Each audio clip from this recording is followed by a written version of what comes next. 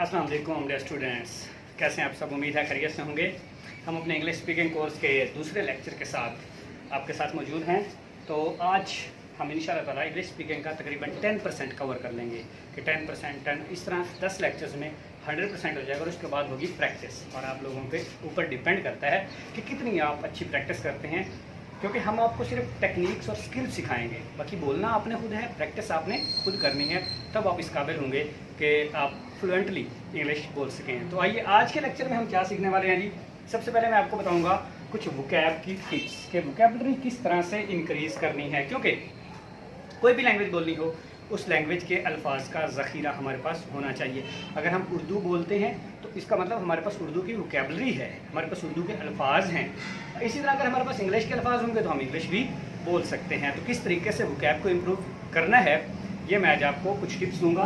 इसके बाद हम कुछ प्रोनाउंस के बारे में जानेंगे और इसके बाद बेसिक थोड़ी सी इंग्लिश के बारे में, दिस दैट कहाँ और कैसे यूज़ करना है, this that this those it's see. Okay, तो स्टार्ट करते हैं कि वोकैबुलरी की टिप्स आपको कैसे मिल सकती हैं, वोकैब आप अपनी कैसे इंप्रूव कर सकते हैं। देखिए, आपके इर्द गिर्द डिफरेंट चीज़ें हैं, हमारे इर्द गिर्द मुख्तलिफ चीज़ें हैं, ठीक है। अब ये मैं इसको कलम नहीं कहूँगा, मार्कर कहूँ, ठीक है। मोबाइल फ़ोन, सेल फ़ोन, पंखा नहीं कहना, फ़ैन कहना, यानी हमारे इर्द गिर्द जितनी भी चीज़ें हैं, ठीक हो गया। कोई भी हमारे इर्द गिर्द थिंग्स हैं या कोई भी पर्सन्स हैं, प्लेसेस हैं, उनको हमने उर्दू में मेंशन नहीं करना, ओके जी, इंग्लिश में मेंशन करना है। इंग्लिश में हमें उसकी इंग्लिश नहीं आती तो हम उसको लिख लें, हम उसको अपनी डायरी में लिख लें या अपने मोबाइल में नोट्स बना लें और शाम को उन वर्ड्स की इंग्लिश रिवाइज करें, याद करें और फिर उनको रिपीट करें, ताकि हमारी इंग्लिश वोकैबुलरी इम्प्रूव हो। हमारे इर्द गिर्द काफ़ी ऐसी चीज़ें हैं, हमारे इर्द गिर्द हम कभी कोई टॉफ़ी लेते हैं तो उसका रैपर देखें, उसके ऊपर क्या इंग्लिश लिखी हुई है, कौन सा वर्ड मुश्किल है। हमारे घर में कंघी नहीं कहनी, कॉम कहना है, ठीक है। शीशा नहीं कहना, मिरर कहना है। पंखा नहीं कहना, फ़ैन कहना है। चारपाई नहीं कहनी, कॉट कहना है। कुर्सी नहीं कहना, चेयर कहना है। तो इतनी हज़ारों चीज़ें हैं, इतनी ज़्यादा चीज़ें हैं कि हम उनको अगर अपनी ज़बान पे ले आएँ तो आहिस्ता आहिस्ता हम अपनी वोकैबुलरी इंक्रीज़ कर सकते हैं। इसमें काफ़ी ऐसी चीज़ें होंगी जिनके हमें मीनिंग नहीं पता होगा, इंग्लिश नहीं पता होगी, तो छोड़ना नहीं है, स्किप नहीं करना, बल्कि उनको लिखना है, फिर आपने गूगल ट्रांसलेटर से या डिक्शनरी से उनको याद करना है। इस तरह से आहिस्ता आहिस्ता करके अगर आप डेली के 5 भी न्यू वर्ड्स याद करते हैं, 5 वर्ड्स भी नए याद करें तो एक मंथ के 150 वर्ड्स बनते हैं। आपकी वोकैब में बहुत ज़्यादा इजाफा होगा। इस तरह से हम अपनी वोकैबुलरी इंक्रीज़ कर सकते हैं अगर हम इंग्लिश को। अच्छा, दूसरी अहम बात क्या है इंग्लिश बोलने के लिए, जब आपका वोकैबुलरी होगी तो आप जब हम बोलने लगते हैं तो हम अटक जाते हैं। क्यों?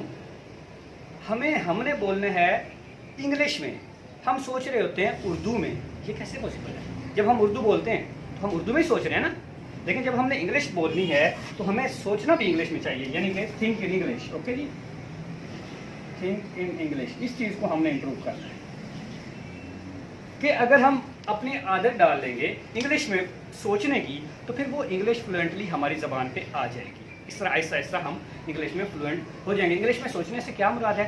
इंग्लिश में सोचने का मतलब ये है कि माइंड में सोचना है। वहाँ लड़का जा रहा है, वो लड़का नहीं बॉय जा रहा है, वो लड़की है, लड़की नहीं गर्ल है, ठीक है। उसके यहाँ बच्चा पैदा हुआ, बच्चा नहीं बेबी। उसका एक बेटा है, बेटा नहीं सन, ठीक है। हमारे घर में 3 पंखे हैं, पंखे नहीं फैंस।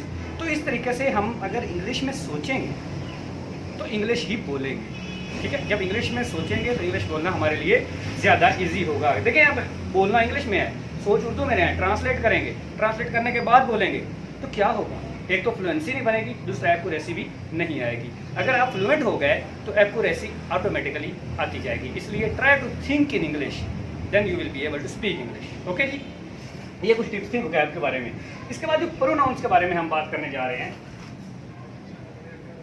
प्रोनाउंस के बारे में हमारा अच्छा ये एक लेक्चर है पार्ट्स ऑफ स्पीच का, जिसमें नाउन प्रोनाउन, वो आप लोग ज़रूर देखिएगा।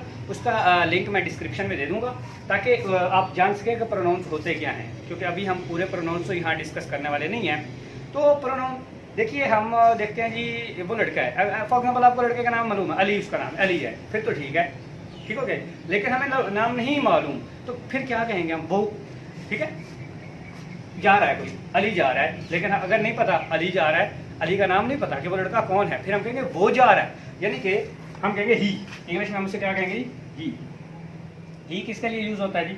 एक लड़के के लिए, लड़का जो सिंगल हो यानी कि अकेला हो, ठीक है जी, मेल, ठीक है, मेल। अच्छा, शी किसके लिए यूज़ होता है जी? फीमेल के लिए। शी किसके लिए यूज़ होता है जी? एक हो और फीमेल हो, फीमेल में मतलब लड़की हो, ठीक है। अच्छा, अगर तो एक लड़का हो तो फिर हम ही कह देते हैं, एक लड़की हो फिर हम शी कह देते हैं। लेकिन अगर वो दोनों जा रहे हो, दोनों की हम बात करें, फिर हम क्या कहेंगे? दे। फिर हम क्या कहते हैं जी? दे, वो जा रहे हैं। He and she are good friends, he and she are going, he and she are brother and sister. तो अब हम क्या कहेंगे? They are brother and sister, they are going, ठीक है जी। इन दोनों की जगह पे हम दे यूज करेंगे। चले, अच्छा जी, मैं अपने आप करूँ, आई, अपने आप की बात करते हैं। I am learning, I am speaking, I am talking, I am eating food, तो आई। लेकिन जब मैं तुम्हें कहूँगा, तुमको यू कहूँगा, आप, तू, तुम, इसको हम क्या कहते हैं जी? यू। यानी अपने लिए मैं आई यूज़ करूँगा और तुम्हारे लिए क्या यूज़ करूँगा जी? यू यूज़ करूँगा। अच्छा, आई, मैं अकेला हूँ तो मैं आई कहूँगा, लेकिन अगर मेरे साथ ज़्यादा लोग हैं तो फिर मैं वही कहूँगा। फिर मैं क्या कहूँगा जी? वही कहूँगा। We are boys, we are teachers, we are Muslims, we are Pakistani. तो ये हम कह सकते हैं। जब ज़्यादा होंगे तो फिर वी, अकेला होगा तो आई, और सामने वाला होगा तो यू। तो ये कुछ प्रोनाउंस हैं जिनके बारे में हम मज़ीद आगे चल के डिस्कस करेंगे कि किस तरीके से प्रोनाउंस आपकी स्पीकिंग को बेटर करते हैं, किस तरह से हम प्रोनाउन को यूज़ करते हैं। अच्छा जी, इसके बाद है use of this and that. अच्छा, यहाँ पे देखिए जी, मैं ये लिख रहा हूँ जी दिस, और ये लिख रहा हूँ जी दैट, ठीक है। अच्छा, इसी दिस के नीचे लिख लेते हैं दीज, और इसके नीचे लिख लेते हैं जी दोज, ओके। तो this is a marker, this is a marker. अगर चीज़ करीब पड़ी, नज़दीक हो, आपके पास हो, तो फिर हम कहते हैं दिस। और वो एक हो, क्या हो जी? एक हो, सिंगल हो, उसके लिए हम क्या कहते हैं जी? दिस। अगर वही चीज़ें ज़्यादा हैं, ये 2 हो गई हैं, 3 हो गए, 4 हो गए, तो फिर कहूँगा दीज, के करीब पड़ी हैं और ज़्यादा हैं, ठीक है। तो हम क्या कहेंगे? These are markers. तो दीज किसके लिए? करीब पड़ी हैं और ज़्यादा हैं, ठीक है, चीज़ें, उनके लिए हम दीज लगाते हैं। अच्छा, दूर पड़ी है जी मार्कर, वहाँ कहीं दूर पड़ी है, हम कहेंगे that is a marker. That कहाँ पे लगेगा? दूर चीज़ के लिए। और अगर वहाँ पे एक नहीं ज़्यादा मार्कर्स हैं तो फिर हम क्या कहेंगे? Those are the markers. Those are यानी दूर के लिए दैट एक के लिए, और ज़्यादा के लिए दोज, करीब के लिए दिस एक के लिए, और दीज ज़्यादा के लिए। इस तरीके से हम यूज़ करेंगे बेसिक जो है ये आपकी दिस। तो आप लोगों ने अब अपनी वोकैब को इम्प्रूव करना है, अपनी थिंक इन इंग्लिश। जब आप थिंक इन इंग्लिश करेंगे then you have to speak in English, okay. तो प्रैक्टिस करनी है आपने इसी को, दिस, दैट, दीज, दोज, ठीक है। आपके इर्द गिर्द जितनी भी चीज़ें पड़ी है तो आपने 1 दिन, 2 दिन, 3 दिन की प्रैक्टिस करनी है। This is a pen, this is a pencil, this is a mobile phone, this is a board marker. और जो चीज़ दूर है that is a building, that is a car, okay. तो इस तरीके से अगर ज़्यादा चीज़ें हैं दूर, that are birds, those are birds. ज़्यादा चीज़ें जा रही हैं, बर्ड्स जा रहे हैं, परिंदे जा रहे हैं, तो हम कहेंगे दोज आर बर्ड्स। एक जा रहा है तो हम कहेंगे दैट इज़ बर्ड। और अगर करीब है तो दिस इज़ बर्ड, एक है, अगर ज़्यादा है तो दीज आर बर्ड। इस तरीके से दिस और दैट में आप लोग इसमें खो जाएं। 2-3 दिन आप लोग इसको बिल्कुल प्रैक्टिस करें, इस तरह वोकैब को इम्प्रूव करें। और इसके बाद डे 3 का लेक्चर देखिएगा इंशाल्लाह ताला, उसमें इससे भी ज़्यादा आप लोगों को आहिस्ता आहिस्ता करके बेसिक स्टेज से लेके एंड तक फ्लुएंट इंग्लिश तक लेके जाएंगे इंशाल्लाह ताला। थैंक यू वेरी मच, दुआ में याद।